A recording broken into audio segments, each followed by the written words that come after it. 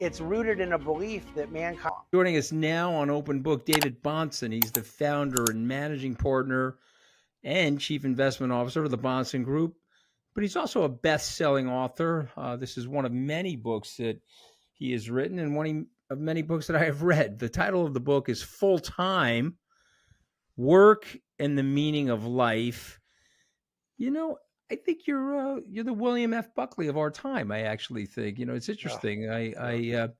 You're making headway. You're breaking through the block of ice. There's a lot of grossness to our political rhetoric, but you're a clear thinker and you're a clear writer. And I'm a fan of all of your books, but why did you decide to write this one related to the relationship with work, which is something Emerson and Thoreau, they've all tried to tackle? I think, Anthony, that there is a societal moment we're living in that is theoretically a breaking point.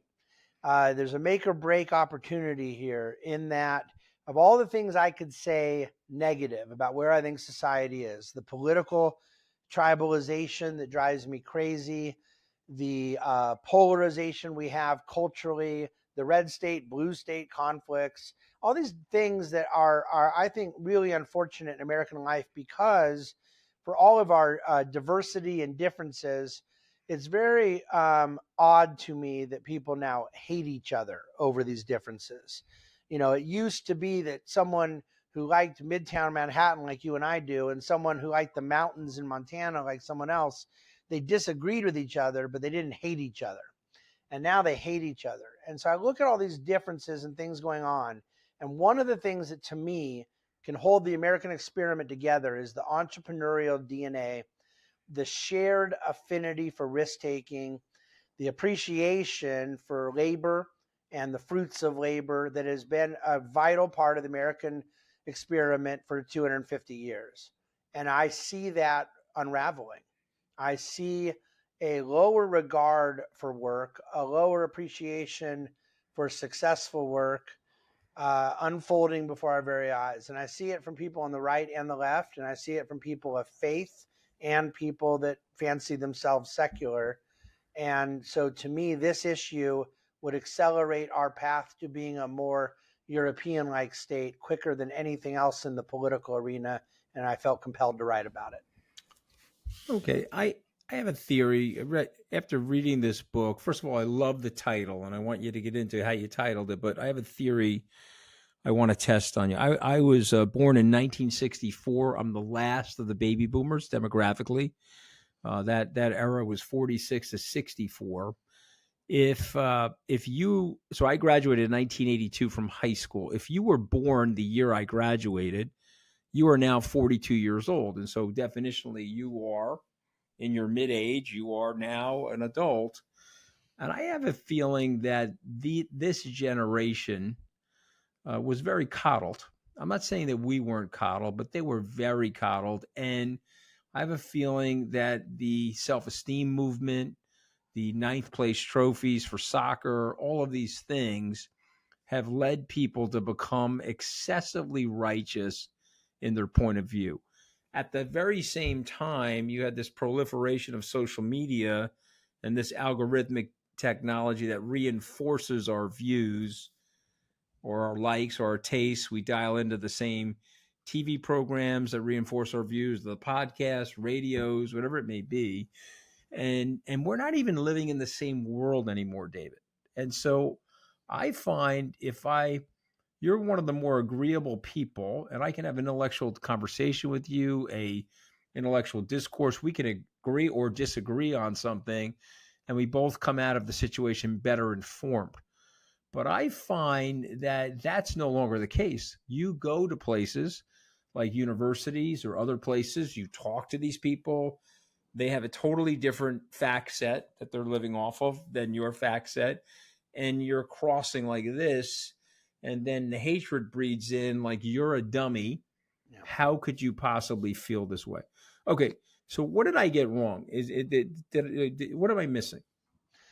Well, I think that your assessment of the lay of the land is exactly accurate. And I wonder the coddling how much that is at play in terms of the low view of work. One of the things I propose in the book is that the boomers, and I recognize you're right there at that kind of line between where the boomers ended and the Generation X that I'm a part of started. But there really wasn't a more productive generation in human history than the boomers. The production of goods and services and the basic output measured economically from the boomers was the most productive that the world has ever seen. Yet there's this other component that was very different. And I mean different in the sense that we had never once had a generation that entered the workforce with an eye on retirement, with a vision towards working so that you can then check out for the last 20, 25 years of your life. And I believe that all at once, the boomers gave us a positive legacy of working and output and aspiration and wealth building, and a negative of sort of portraying the idea that you're doing it so you can stop doing it. And you know that I'm an exception, and I sure as heck know you're an exception. I don't think you guys like you and me are wired to be able to stop. But I look around the society and see there's about 10,000 boomers a day retiring. And the notion of people that have been reasonably successful, and I don't mean hyper wealthy, but they've made it, they've done it, they have a nest egg, and they've been productive for 30 plus years in a given field. And now they're going to go to villages in Florida and drink and golf all day long. I find it absolutely depressing. But see, what to your point on the younger generations, in addition to them being coddled, they also saw their parents talk about work as if it was something you did to not have to do it anymore, counting the days to turning 60 or 65 or whenever the golden watch was coming and all that kind of stuff. And I just think the millennials beat them to it. They just said, well, you want to talk about work as this thing to stop doing when you're 60. I'm going to start talking about a thing I don't want to do when I'm 30. And you combine that with the coddling that told them everything was okay. I think it is made for a very different mentality in the way that each generation approaches work. Okay. I mean, very well said. You articulate this very well in your book. Why call it full time, which is a title I love? Yeah, so there's two reasons. First and foremost, I love the shorthand kind of summary of the fact that I do not view my job. I've been in a position for some time where I could work less and still make the money I make, but I would be less productive. That full time is not about the hours, the pay, the status. It's about the mentality of productivity, and that I want to be full time committed to being my best self, my most productive, innovative, creative self I can be. The secondary reason is a bit more niche within the faith community. As you know, I'm a Christian, take my faith and my faith distinctives very seriously. And there's a book that's very, very, very popular. It sold 1 million copies. You know how hard it is to sell 1 million copies of a book organically, called Halftime, Moving from Success to Significance. And it's just one of these midlife crisis books encouraging people that, okay, well, you've been successful, you've had your careers and all that stuff, but now it's time to focus on being significant. And I hate that mentality. And I find it reasonably offensive that one would suggest that people in their success, in the things they do that build not only commercial success, but personal, professional, achievement, that those things aren't significant, that they're not significant to God, that they're not significant to society, that they're not significant to the service of others they represent. I think it implicitly captures a terrible view of economics and a terrible view of culture. And so I wanted to sort of transcend that halftime mentality and title my book Full Time.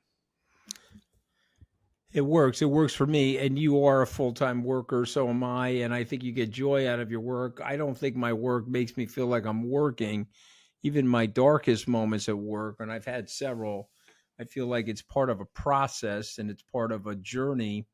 And you have to take the good with the bad. There's a guy that we're both close to. I know him very well. His name is David Rubenstein. He's the former founder and one of the managing partners at Carlisle, 74 years old now. I went to visit him once on the island of Nantucket. He has this spectacular house on the bluff overlooking the Atlantic Ocean. It was a beautiful summer day. I got to the front door. There was a placard on the front door, David. It said, "Rather be working." And so here was this man who had built this beautiful house on the bluff to quote unquote retire in.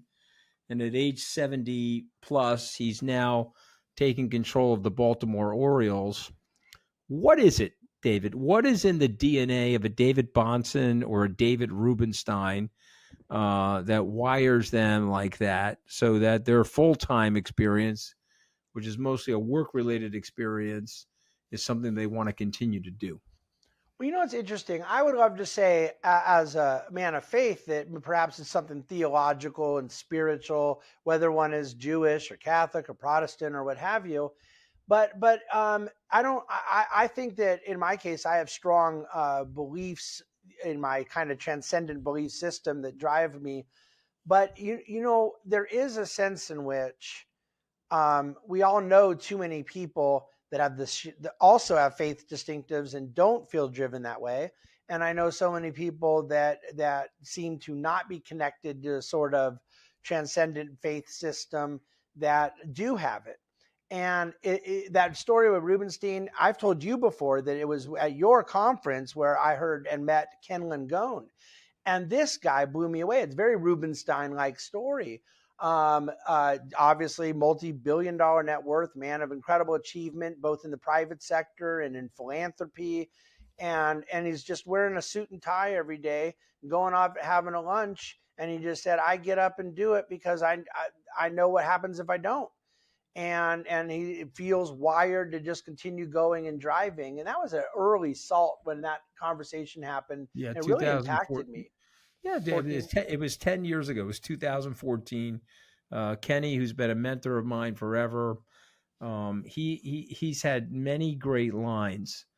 But one of the best Ken Langone lines is that helping others is the key to your success, and it's the key to your happiness. And of course, he went on to use the money that he's made in his career to fully fund the Langone Hospital, so the NYU Langone. But he's also now set up an endowment where if you go to NYU Medical School, you don't pay tuition. Ken Langone pays your tuition. Yeah. And it doesn't matter if you're rich or poor. You get into that school, you go tuition free. And so it's one of the most sought after medical schools in the world now because of that. And but that's you, David. I mean, I want to pay you a huge compliment here. You are a thinker, and you're looking to the younger generation. The younger generation has a vastly different view, as you point out in this book, about work. So, are they lacking purpose? Are they lonely? Are they going to leave the labor force? My dad left the labor force at age 65 on June 9th, his birthday, but he was in a union. And by the way, he worked outside his whole life. He really couldn't work much longer on that job, at least. You and I may be able to go like Warren Buffett into our 90s, but we're indoors, we're out of direct sunlight, and there's no heavy lifting. Yeah. A man that's working outside, I get why you go into retirement literally on your birthday. But tell us about this younger generation. Where are we going and why? So on one hand, and I don't know if your experience with Gen Z employees has been the same as mine, there is a sense in which I feel a little encouragement or a little hope, because the Gen Zers that I've hired and worked with and what I've observed culturally, both my wife and I have become big students of generational theory. They do want mentorship. They do ask questions for their own self-improvement, where my experience with millennials was largely they had a lot to tell me about what I could do better, where Gen Z had a lot to ask about what they could do better. And I think that's a very important distinction between the two. But there is a huge sense in which I think we have a big need. And a lot of this, Anthony, my advocacy of free enterprise, we have a lot of education to do with Gen Z, because when they say they want mission and purpose, there's a sense in which they say, I love what this company is doing, but it just doesn't have a mission for me. And they need to have something stapled on to a company with some sort of social justice mission or something that strikes them as more virtuous. And I think the reason for that is that they were not taught that the production of goods and services that meet the needs of humanity is a social cause, that it is driving more well-being for others. And very candidly, it's often doing more than even some of these so-called philanthropic or nonprofit groups. I use the example of Elon Musk. He used to be kind of a darling of the left. He's now become a darling of the right.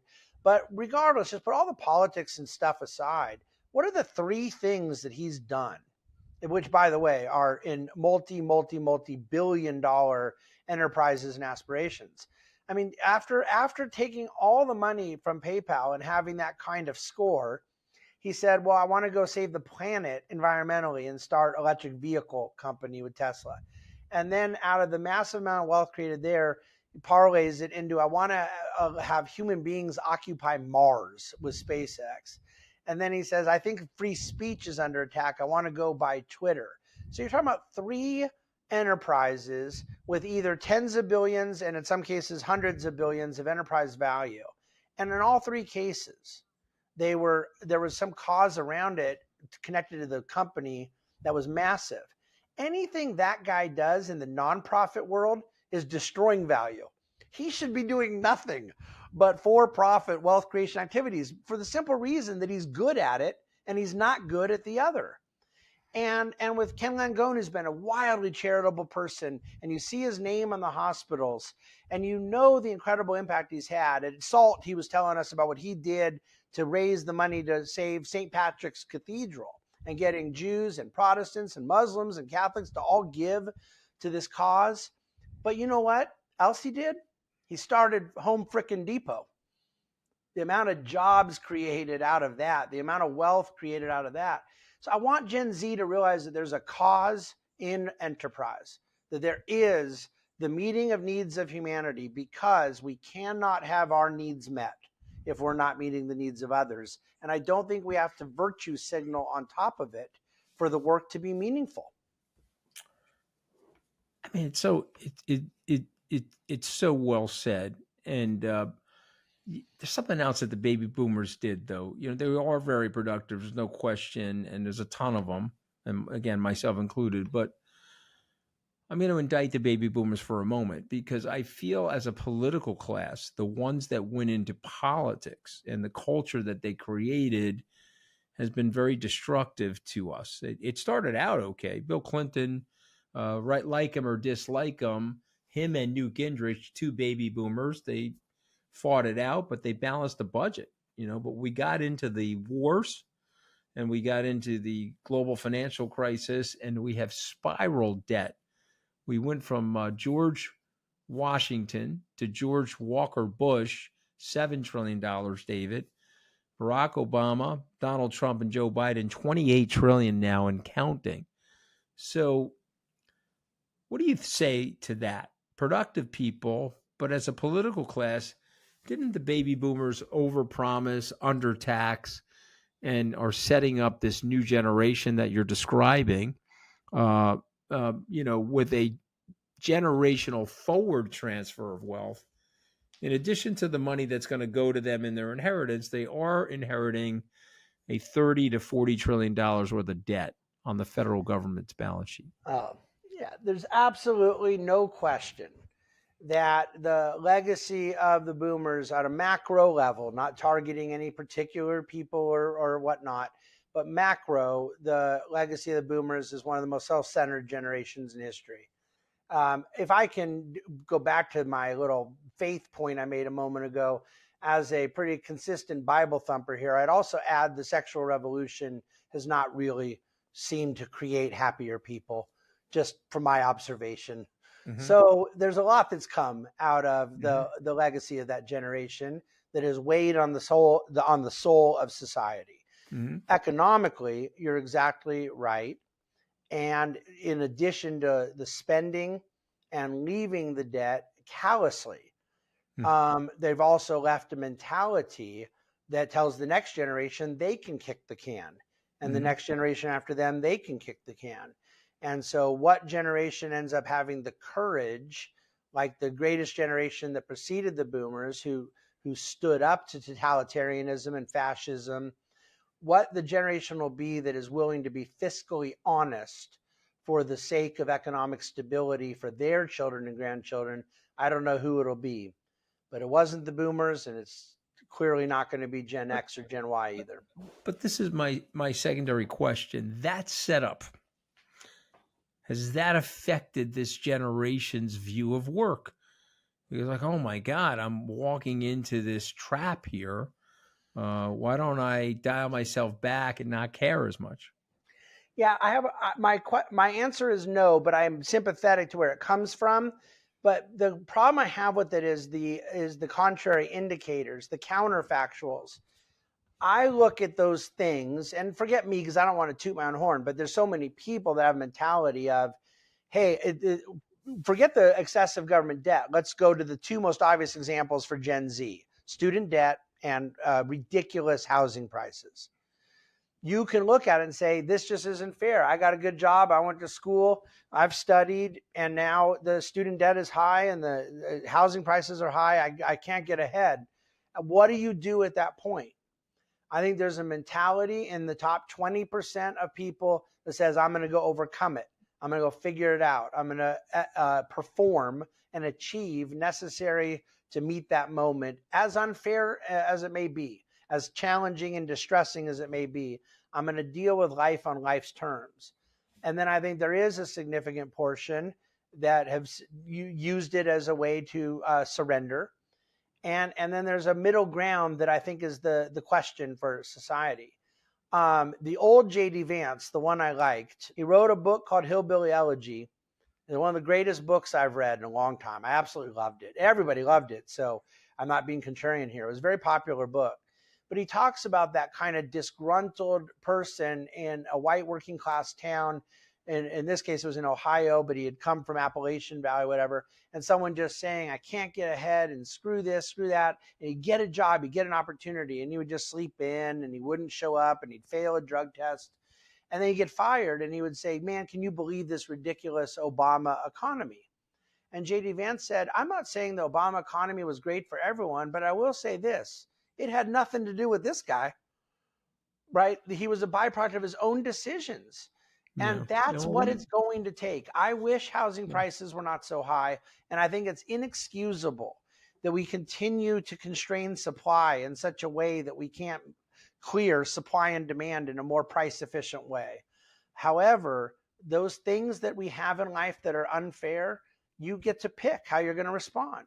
And I recommend people respond how the top 20% are responding, which is meeting the moment and overcoming the challenge. Very well said. I want to switch to another topic. I could talk to you for several hours, but we limit ourselves here so we can get, I find a 30-minute podcast. I mean, Joe Rogan's a lot better than me as a podcaster, but 3 hours is long, man. I feel like the 30-minute podcasts are the ones that get digested. Let's go to the book of Genesis, and let's go to your thoughts about these allegories, these stories, God's book, the good book, and talk a little bit about the impact that it's had on you, and talk about the guidance that's in the lessons of these old stories memorialized in the Old and New Testament. Well, it's my belief that people have to ask themselves the great questions in life. Who are we? Where did we come from? Why are we here? What do we need to do? And I believe very seriously that for those of us who do believe we were made by God, that there's a purpose. And when I read Genesis and try to get an idea of what that purpose is, I recognize a lot of people don't believe the same theological or philosophical things I do. But I wrote this book, and I didn't write it to capture what other people believe. I wrote it to capture what I believe. And what I believe is that God made mankind with an elevated dignity, that we have a soul that can never die, that we have an eternal destiny, that God cares about us and made us with a reason, with rational faculties, with self-preservation, with an interiority, the ability to be contemplative, to see beauty, to appreciate beauty, to create beauty. He didn't give that to the platypus or the dinosaurs or fish. And for that matter, he didn't even give it to the sun, moon, and stars. So he made a beautiful world, but he uniquely made us as the caretakers of the world, from which we decided to go invent the wheel and start a fire and build the pyramids and create civilization.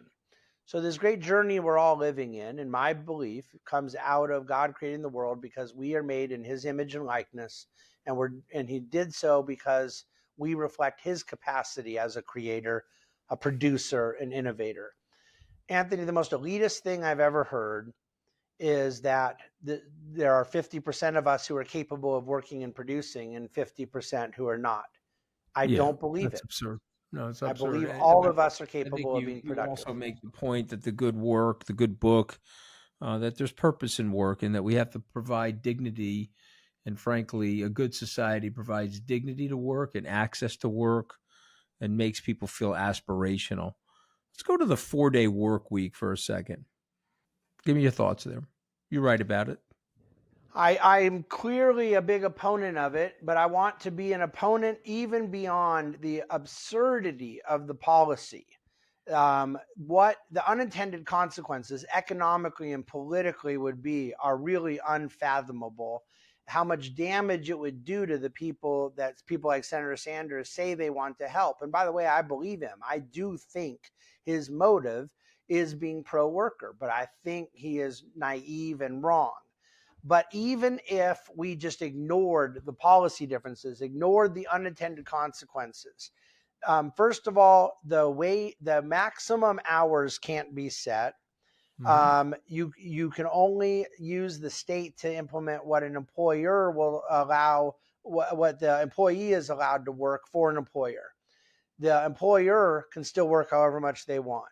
So these people say they're so worried about wealth inequality. Good luck with that. Because if you think that Bezos and Musk are going to stop at 32 hours, or any startup entrepreneur for that matter, I got a bridge to sell you. And the idea, it's effectively a backdoor 20% pay increase because they're not allowed to lower wages. So you're paying the same wages for 20% less work. It's a war on output at a higher per unit cost. So it is deteriorating of every element of price discovery, of productivity. It's a terrible idea economically. And I'm saying throw all of that out and pretend I didn't say it. It's rooted in a belief that mankind is at its happiest in leisure and recreation, and that work is a necessary evil. It's a romanticized Marxian, Rousseauian vision of society.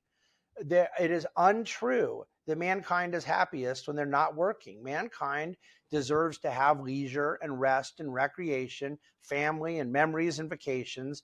But mankind is fundamentally happiest when they're earning success, when they're being productive, when they're serving others. So the philosophy that is undergirding a 32-hour work week is offensively wrong. All right. Very well said. Last question, then we're going to go to 5 famous words, which is the ending of all my podcasts. You dedicate the book to your dad, Dr. Gregory Lyle Bahnsen. Tell us why. Well, my dad was my dad, but he was my best friend, my hero. And I got 21 years with him, and he died at age 47 of a heart condition. And I not only hold him up in such tremendous regard for the brilliant intellectual and thinker that he truly was, but as I say in the dedication, in addition to really, I think, teaching me how to think and live, he taught me how to work. And his work ethic was unparalleled. I don't think a lot of academics and intellectuals and scholars today work how he did. I woke up pretty early every day, and there he was already working, sitting in his study. And that model he set for me stayed with me. And then, as God would have it, it turned out that my work ethic was applied to a business that happened to pay a hell of a lot more than being a pastor. So even though I went to a different vocational field than my dad did, as you did, Anthony. My dad's work ethic is what I brought into my field, and Yeah. for that, I'm eternally grateful. Yeah, we share that. I can remember my dad, the lunch pail went into the refrigerator at 10 p.m. and Hmm. he took that lunch pail out of the refrigerator at 3:30 a.m. on the job at 4:30. Yeah. And so it's something he did, and I always think of that. And he did say to me, David, which I think you'll appreciate, when I got my job at Goldman Sachs, he said to me, "Never complain about that job." I said, "Why is that, Dad?" He says, "You're indoors, you're out of direct sunlight, and there's no heavy lifting." And I often think about that in the trials and tribulations that I've been through in my career.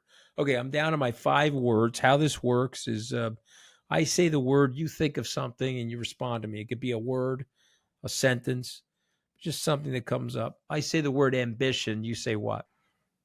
Drive. I say the word purpose. Calling.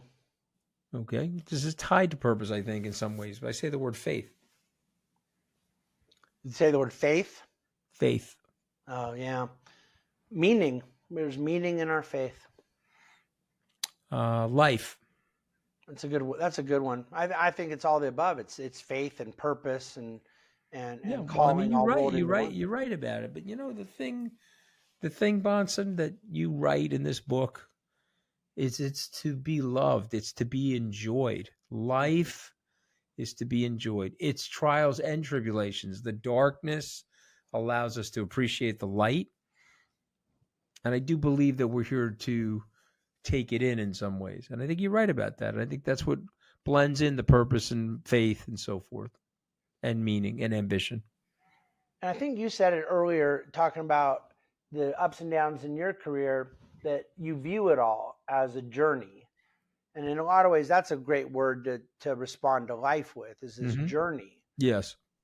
Because I think we can't help but sometimes, especially as younger people, to have this view of life that we're headed to some mountaintop and we're just trying to get to this spot, and then we're just going to kind of sit in our porch and sort Yeah. of rub our beards in appreciation of all the things we've done. And I don't think people realize how elusive that is and how evasive it can be. That the journey is all the joy, and that journey for you, for me, for many people that know what I'm talking about, the journey is really inclusive of some very difficult moments, and being able to overcome and work through those difficult moments. That's life. No question. Yeah.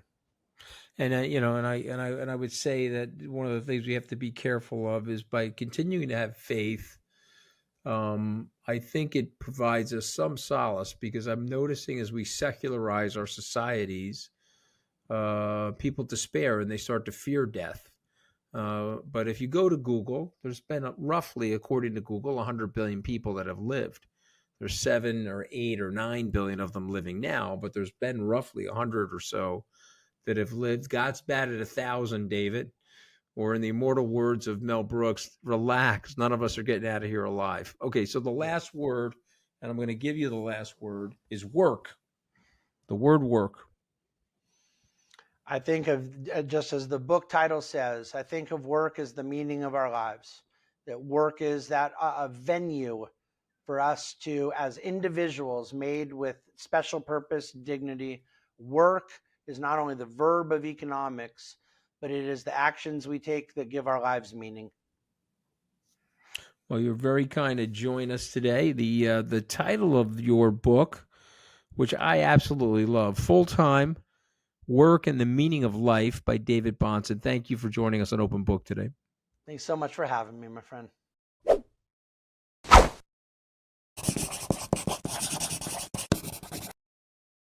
My next guest, I had a guy called David Bonson on the podcast, and he was talking about the meaning of work. Okay, he basically thinks that work is an integral part of your life. You spend lots of time at work, maybe sometimes more time with your coworkers than you do with your family. So you got to pick a job that you really love. Do you believe that, Ma? Yes, I believe that you love your job. Okay, I do love my job because I don't even know what I do for a living. That's the funny part about my job. But let me ask you this: did you like your job, Ma? You were a makeup artist, a Makeup, cosmet. yes, I you- loved it. I Tell loved me, it, why and did you and like being a today makeup I am artist, Ma? Which because people, there were all walks of life that used to come into that shop, including clear role models. And people that were depressed, and if you did their makeup and it came out right, which I usually was very good at it, believe it or not, on a conceited note, they would get a lift, and then they would come back happy. Okay, so makeup and aesthetics, if people take care of themselves and they take care of their hair and their makeup and their looks, they feel better about themselves, right? They feel better, yes. Yeah, even when people But lose weight, they get more confident and happier. They get more active. You know what I mean?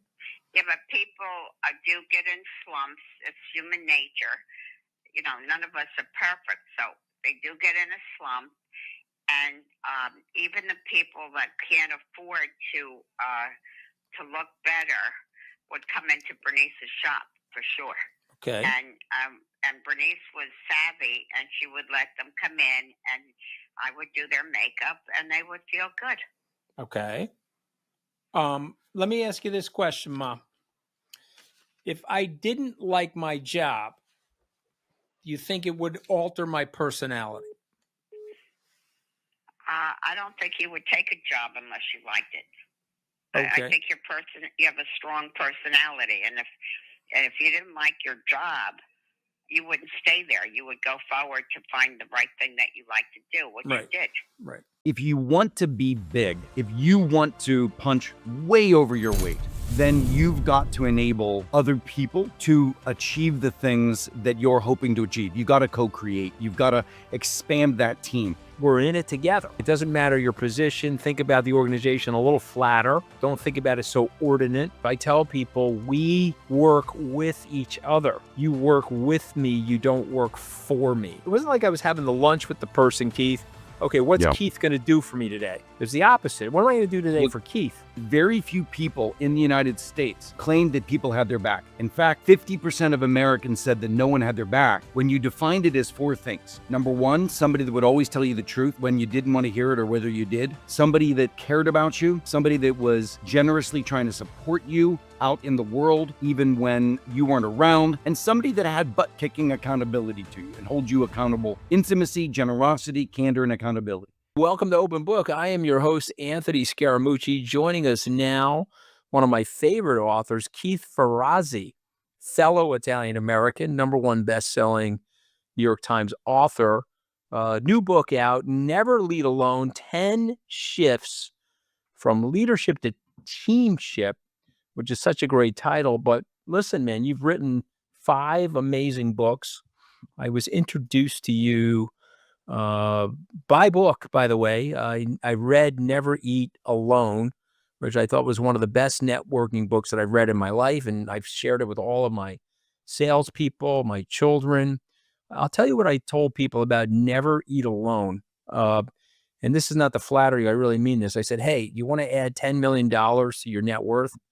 Most people say, yes, I do. Okay, go out and buy Keith Ferrazzi's book, Never Eat Alone.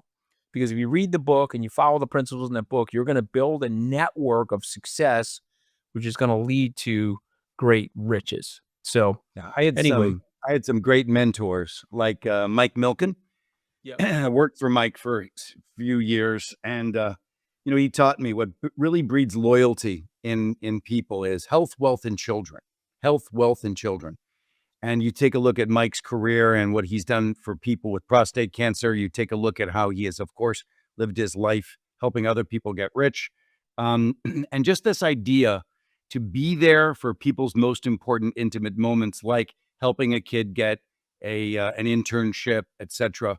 And if you can wrap all of that with authenticity, that level of generosity with authenticity, you'll have a rich network that's there for you and you for them forever. Well, I think it's very well said. And Mike Milken, we all, if we meet Mike Milken, we all have a Mike Milken story, by the way. And Indeed. so I met Mike Milken for the first time in 2009. I asked him for help on my conference in Las Vegas, and he gladly accepted my invitation to come speak. He gave one of the best speeches ever. coming out of the global financial crisis. We've been friends since that period of time, and he's helped more than one of my friends with health-related issues, prostate cancer, but other health-related issues. He would be the go-to person for me in so many different situations. And so, and it's something I'll tell about you, Mike. Yeah, go ahead, I'll tell you please. my Mike Milken story. We'll swap Please. them. Yeah. My Mike Milken story was, he's an incredibly busy man, and I was hired as the CEO of one of his portfolio companies in the computer game space. And when I would want time with him, I could never get through his admins because he was booked up with Rupert Murdoch and all these other individuals. So what I would do is I would send her a message, and I would copy Mike, and I would lead with, I know Mike probably doesn't want to get up this early, but I'd be happy to show up anytime, 4 o'clock, 5 o'clock, etc. And I always got that spot to show up at Mike's because Mike is the hardest working human in the world. And he would never say no to a meeting, particularly if somebody dared to say, I don't think Mike gets up that early. So that's how I always got on his agenda at 4:30 in the morning. Love it. I love the story. And, he has helped so many people here on Wall Street as well. And, I will say this about Michael. He's an innovator. And when you're an innovator, you're taking risks, and some people are trying to shoot at you at the same time. You gotta deal with that. Throughout history, that happens. So, but I love the fact that we both have that connection as well. So I was excited for a moment I really wanted to hear your perspective on this new book relative to high performing teams in financial services. So after I wrote that book, it was really a book. Never Eat Alone was a book about how I developed success. It's how I became the youngest partner at Deloitte, how I ended up going and working for Barry Sternlicht as the chief marketing officer at Starwood Hotels in the early days, head of sales over there. But when I left and I went for Mike, and then we sold a company and had a little bit of money, I started this research institute because I fundamentally believed we were spending not enough time looking at high performing teams. And I've now spent 24 years researching high performing teams. And what does it make? What makes a high performing team? I sat in Jeff Bezos's team and watched how that team wrestled ideas to the ground with data and with a challenge culture. I've gone deep with Jamie Dimon in terms of understanding how he's built his team, and I've extracted a set of practices. And it is my belief that a high performing team, it's not what the leader does per se, it's what the leader gets the team to do. So the leaders, we talk about leadership. Leaders give feedback, but how do you get a team to give each other feedback? How do you get a team to hold each other accountable? How do you get a team to lift up each other's energy? So this book is the curation of 24 years of research on how do leaders get teams to step up 30% and meet them in leadership.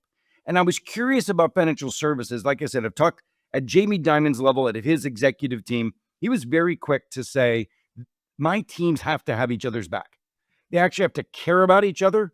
They have to tell each other the truth. They have to push each other higher. And if you walked into one of his meetings, notoriously, in an argument, if you obviously know who Jamie Dimon is, but if you didn't, you wouldn't know who the leader was because the team was wrestling the ideas.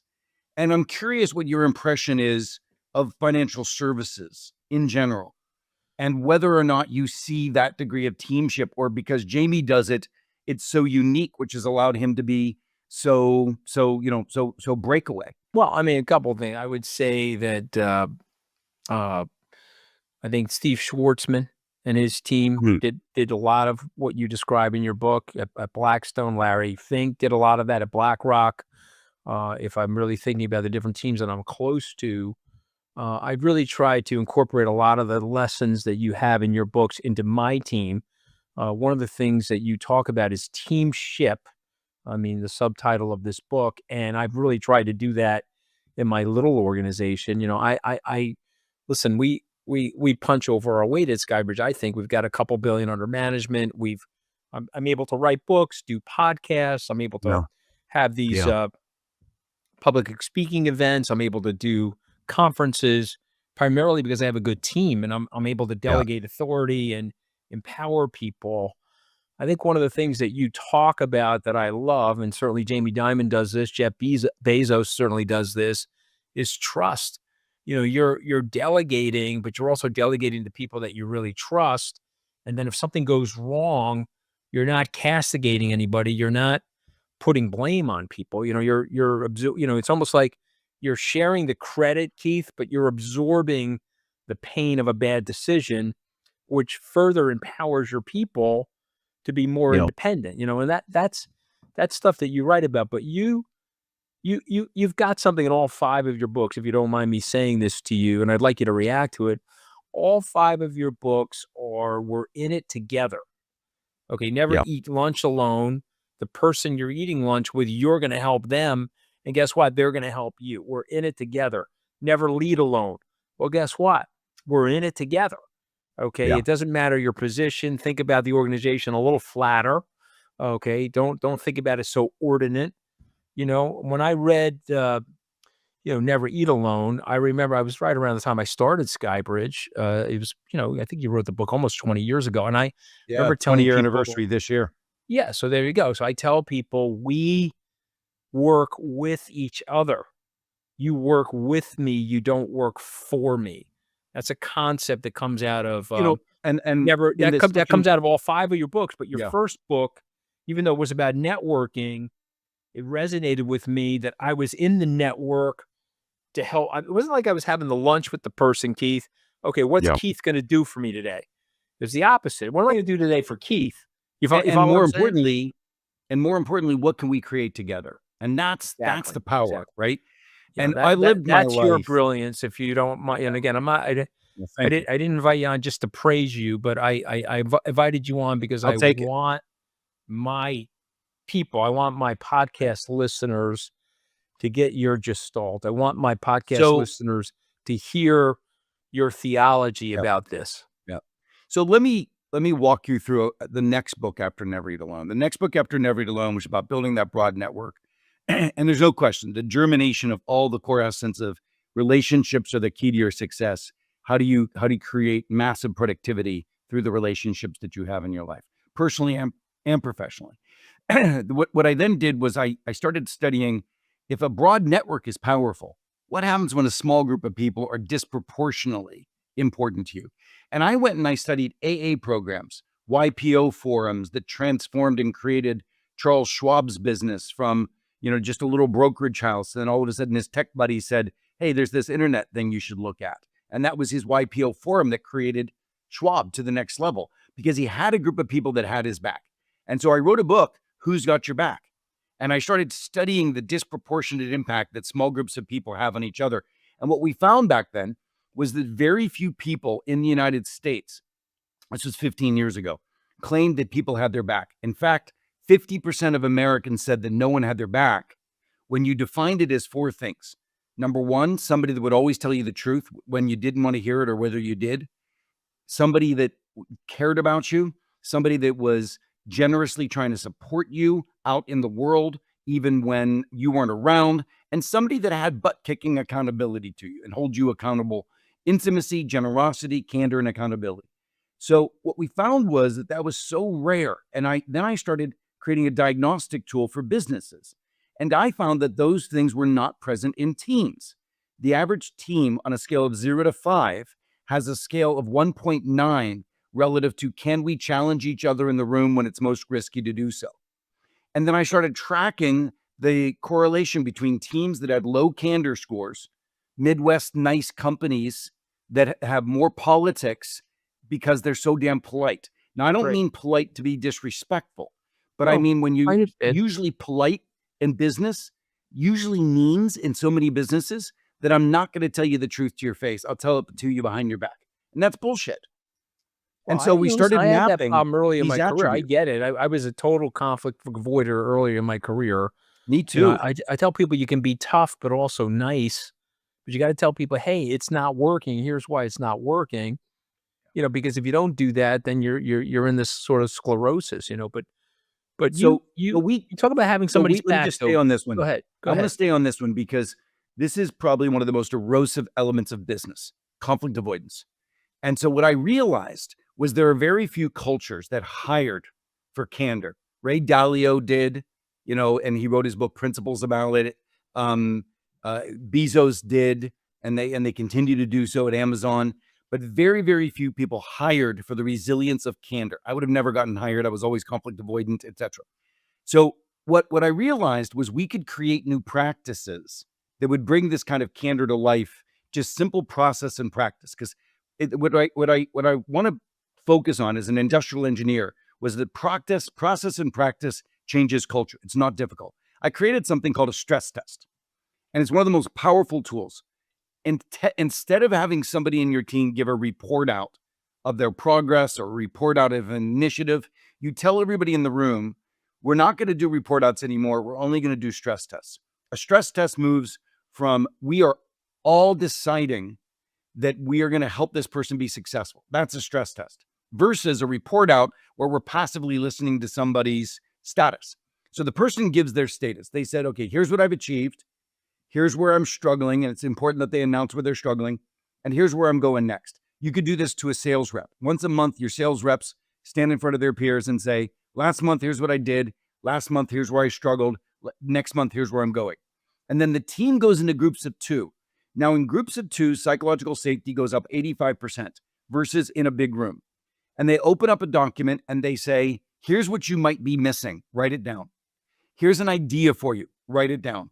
Here's where I'd be willing to help. Write it down. What we just did is we turned the culture that you want to have into a simple assignment, and people do it. So in a room of 12, 4 people will have the courage to be heard. But when you do these breakout conversations and you actually write stuff down, 100% compliance happens. And now the person gets a full breadth of candor. The team can actually give that criticism. I'm doing this right now for a major global CPG company that's in decline. And we're going to turn this company around just by the team stepping up and making sure that everybody is stress testing supply chain. Everybody is stress testing IT and our progress on AI. Everybody is stress testing the particular business, the line of business, call it whatever it is, confectionaries. So this idea of doing a simple practice can be game changing. And the book is full of 37 of those practices that I feel are so game changing that it can turn your culture into the kind of culture that Amazon has. I appreciate you sharing all those remarks. I'll even take it one step further with you. I think that some people get this and some people don't get this, and so what I mean by that is I have some of my competitors that I call bottleneckers. What do I mean by that? They got to make every decision, Keith. Okay, okay, we can't move until ABC, our chief, says yes or no. Okay, that's a great idea. Can't run with it. He's on vacation on a yacht somewhere. We got to wait for him to say yes or no. Think about how that kills a culture, and think about how that kills a business. Cycle time. Yeah, that's why we have such long cycle times of getting shit done. Exactly. And we just did this event in Wyoming. It was a blockchain event. Somebody said to me, "Oh, Anthony, congratulations." I said, "Look, you're giving me the credit. These other people are doing all the work. My staff told me to show up. Here's your script. Here's what you got to say. This is what you got to do." Amazing. And it was as good as anything I've experienced. And the best thing about it was I had nothing to do with it, Keith. And this is the thing I try to tell people, who has your back? If they made a mistake, well, you know what? I have your back. And you can't lead alone. You got to be collaborative. If they work with people, if they're working for you, they're going to be intimidated, But before we shift to another thing that I want to talk about, which is authority, I want to go to AI for a second, if you don't mind. Please. Okay. We met at Peter Diamandis' conference. Yeah, exactly. And we talked about AI enhancing this collaboration, the spirit of collaboration. So give me some of your thoughts there on that. Gosh, well, right now, so I coach executive teams, mostly in the Fortune 500, but I've also joined the team at Lightspeed Venture Capital, and I coach their portfolio companies. So the Anthropics, the Gleans, the AI first companies. And it is amazing to watch these young companies and not only what they're creating with AI, but how they work with AI. And one of the things that I'm awakening to is that these kids out of Stanford, they have no burden of the old bullshit way that most hierarchical organizations work, where the org chart defines who your team is. these young entrepreneurs are working in teams actually around KPIs, meaning key performance indices or goals create a team. It's almost like a SWAT team coming together to get stuff done, dissipating, etc. It's absolutely inspiring to see what's going on there.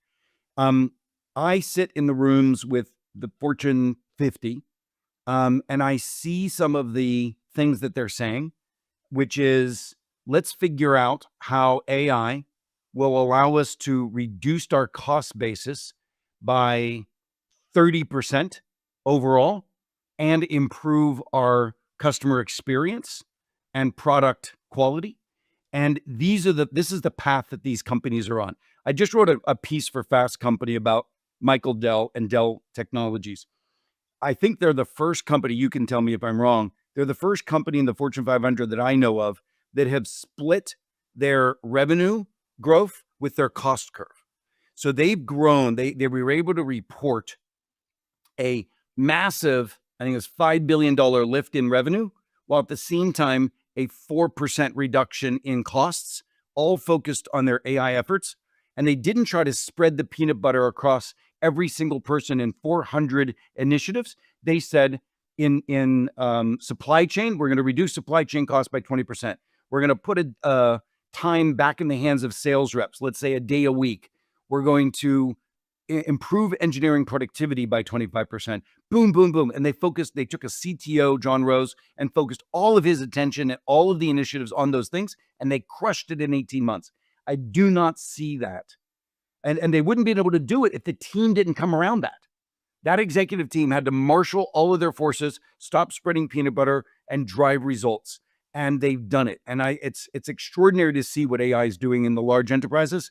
And I'm so inspired by what's about to happen in the next 18 months for almost every company. Well, listen, he's a huge, he's a huge role model for all of us, Michael. And you may not know this, Keith, but he was my first investor at Skybridge. I met Michael in 1993. And when I left Goldman Sachs in 96, he gave me a little bit of money to run. And when I started Skybridge, he was the first money into Skybridge. So I've had a You probably got to know Adam, his brother and investment partner. I know Adam. I know Susan. And obviously I know his team at MSD Capital. But what I would say about Michael is he has execution skills second to none. And he's probably listening to you, Keith, because he's a sharer. He understands that he can't get there by himself.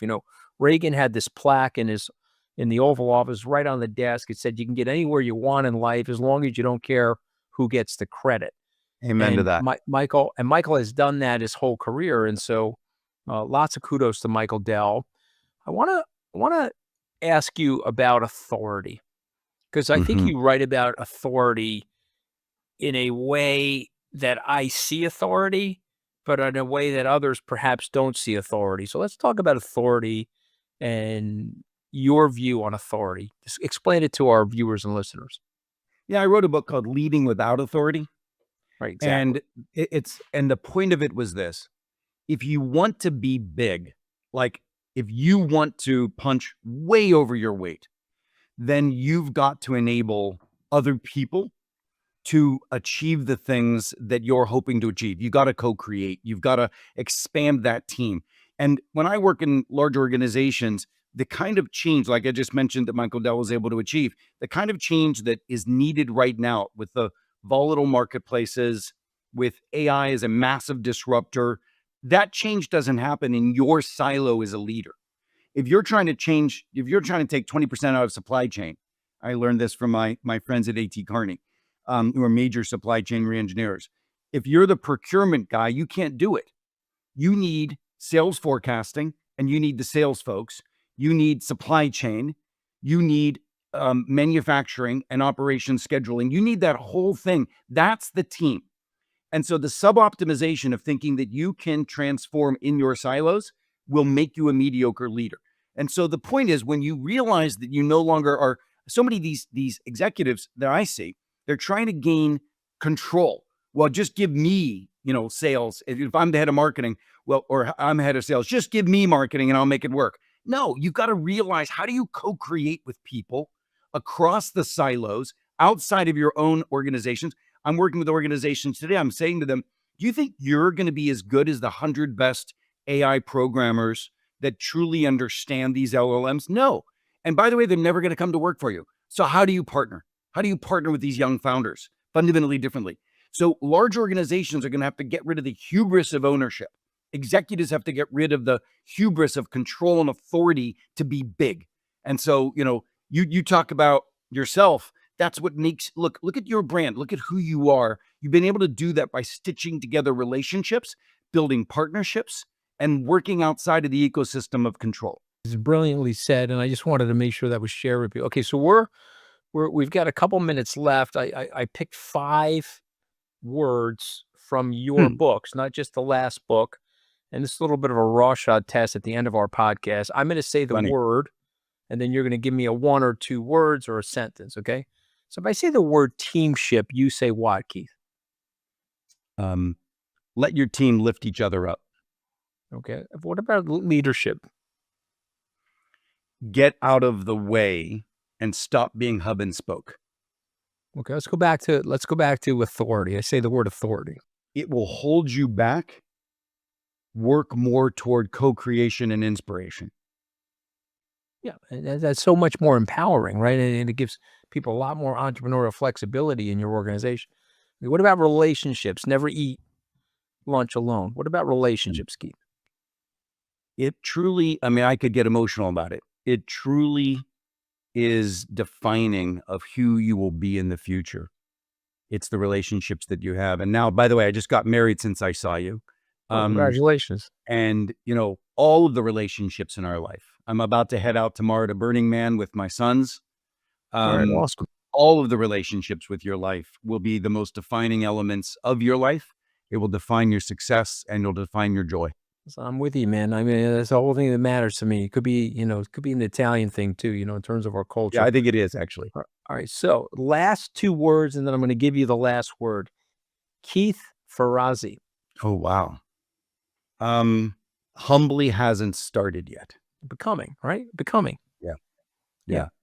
You see, I It's love just that. like, my old man said, the most important thing on this planet is that you make the biggest footprint that you can and be of service in the meantime. And so I'm still trying to work my way to be of greatest service while I'm here. Well, I'll just share this with you. Warren Buffett is about to turn 95. And if you ask him, how's he doing? He says, well, I'm just getting started. Okay. You got to think like that about your life. You got to stay young. I really appreciate you joining us. The title of the book is Never Lead Alone. Keith Ferrazzi, thank you so much for joining us today on Open Book. Anthony, thanks so much. Cheers.